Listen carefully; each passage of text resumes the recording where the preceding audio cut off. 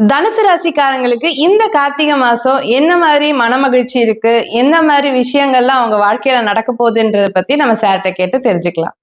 தனுசு ராசி நேயர்கள் இந்த காலகட்டம் பார்த்தீங்கன்னா எப்படி இருக்கும்னு சொல்லணும்னா, தனுசு ராசிக்காரங்களுக்கு ஏன்னா இவ்வளவு நாள் ராசி அதிபதியான குரு பகவான் பார்த்துட்டு ராசியை பார்த்துட்டு இப்ப பாத்தீங்கன்னா அவர் 8ல மறைஞ்சிருக்கார். ஸோ இந்த காலகட்டம் என்ன பண்ணுவாங்க அப்படின்னு பார்த்தீங்கன்னா, நிறைய காசை சேவ் பண்ணுவாங்க. சேவ் பண்ணுவாங்கன்னா என்னங்க, நிறைய பேர் இன்சூரன்ஸ் போடுவது, அப்படி இல்லைன்னா என்னன்னாக்கா எஃப்டி போடுவது, இல்லை லாக்கர்ல வைக்கிறது, இந்த மாதிரியான நிறைய விஷயங்கள் இந்த காலகட்டத்தில் ஈடுபடுறதுக்கு வாய்ப்புகள் என்பது இந்த காலத்தில் இருக்கு. அதே போல என்னன்னாக்கா நிறைய தனுசு ராசிக்காரங்கள் நண்பர்கிட்ட ஏதாவது பணம் கொடுத்துருப்பாங்க, அந்த பணம் வராமல் இருக்கும். அந்த பணம் கண்டிப்பாக இந்த காலகட்டத்தில் வருமானம் கண்டிப்பாக வரும். மேலும் என்னன்னாக்கா இந்த காலம் நிறைய ஆன்மீக யாத்திரைகளை செய்வதற்கான வாய்ப்புகள் இருக்கு. குறிப்பா என்னன்னாக்கா இந்த காலத்துல அம்மாவை பார்க்க போறேன் அப்படின்னு சொல்லிட்டு சொந்த ஊருக்கு போறேன் அப்படின்ற மாதிரி எங்கேயாவது இந்த நேட்டிவ் பிளேஸ் போவதற்கான வாய்ப்புகள் கண்டிப்பா இந்த காலத்துல உருவாகும்.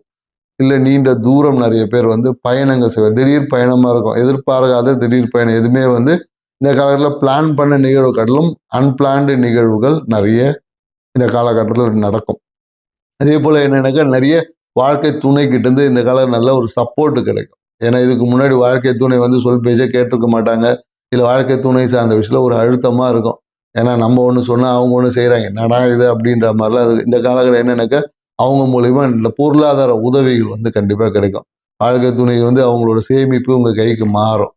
அவங்க கையில் இருக்கிற காசு உங்கள் கைக்கு வருவதற்கான சாத்தியக்கூறுகள் அதிகமாக இருக்குது. சப்போஸ் தனுசு ராசிக்காரங்க உங்கள் வாழ்க்கை துணையாக இருந்தாங்கன்னா உங்கள் வாழ்க்கை துணைக்கிட்ட சொல்லி அவங்க கையில் எவ்வளோ பணம் இருந்தாலும் இப்போதைக்கு செலவாயிடும். ஸோ அந்த காசை உங்கள் கையில் கொடுத்தா அது சேமிப்பாக மாறும். குடும்பத்துடைய முன்னேற்றத்திற்கும் அடுத்த கட்ட நகர்வுக்கு அது ஒரு சேமிப்பாக மாறும். ஏன்னா இந்த காலகட்டத்தில் நிறைய பார்த்தீங்கன்னா தனுசு ராசிக்காரங்க இவெல்லாம் ஜிபேயில் பண்ணவங்களாம் கேஷ் டிரான்சாக்ஷன் நிறைய பண்ணுவாங்க. கையில் பணம் கையில் நிறைய பொருளும். ஆனால் என்னென்னாக்கா பணத்தை கேட்டு ஏதாவது ஒரு விதத்தில் ஒரு நச்சரிப்புகள் பண உதவி கேட்டு இது எப்போதும் தனுசு ராசிக்காரங்க இருக்கும். இந்த தனுசு ராசிக்காரங்க பொதுவாக என்னன்னாக்கா நீங்கள் யாருக்கும் உங்கள் கையால் கடன் கொடுக்கக்கூடாது. கடன் கொடுத்தீங்க இல்லை உங்கள் கையால் ஒரு பணம் வெளியே போச்சுனாவே அது தர்மத்துக்கு தான், திருப்பி எல்லாம் வராது.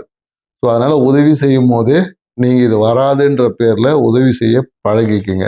ஏன்னா தனுசு ராசிக்கு நிறைய பேர் என்னக்கா ஒருத்தவங்ககிட்ட பணத்தை கொடுத்து திருப்பி வாங்குறதுக்குள்ள உங்களுக்கு ஒரு அவ்வளோ ஒரு மன அழுத்தம் வரும். சில பேர் பணத்தால் அவமானம்லாம் படுத்தப்படுவாங்க. சரிங்களா?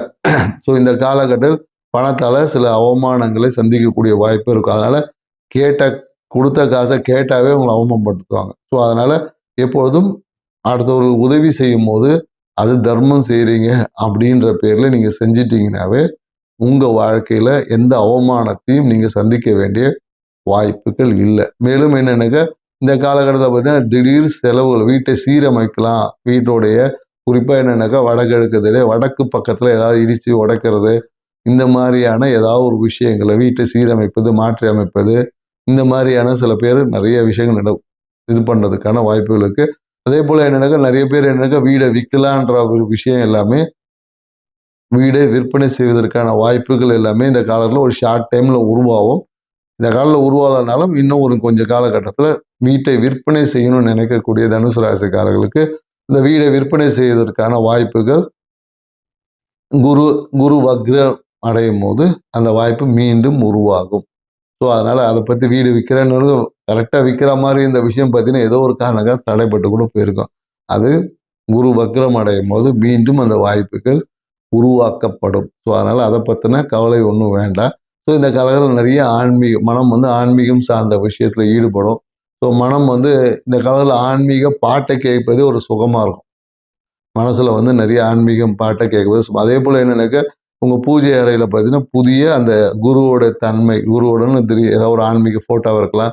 இல்லை நிறைய பேர் சாய்பாபா, குருன்னு சொல்லக்கூடிய சித்தர்கள், ரிஷிகள், இல்லை சாய்பாபா இந்த மாதிரி ஏதாவது ஒரு ஃபோட்டோவையோ ஒரு சிலையோ ஏதோ ஒன்று கொண்டு வச்சு வழிபடும். இல்லைன்னா நிறைய பேர் பூஜை அறையில் பார்த்தீங்கன்னா இந்த காலகட்டத்தில் அந்த தீர்த்தம் சொல்லக்கூடிய ஆன்மீகத்தில் இருக்கக்கூடிய அந்த புனித நீரை வைக்கிறது, இந்த மாதிரியான விஷயங்கள் எல்லாமே தனுசு ராசிக்காரர்கள் வாழ்க்கையில் இந்த காலகட்டத்தில் நடைபெறும். ஸோ அதனால் இந்த காலகட்டம் தனுசு ராசிக்காரர்களுக்கு குரு 8ல் இருந்தாலும் உங்களுக்கு குரு பார்வைப்படக்கூடிய இடங்கள் சிறப்பான இடங்களாக இருக்கிறதுனால விரயங்கள் இருந்தாலும் அதற்கு மேலே வருமானம் என்பது உங்கள் வாழ்க்கையை மகிழ்ச்சியாக்கும். நன்றி, வணக்கம்.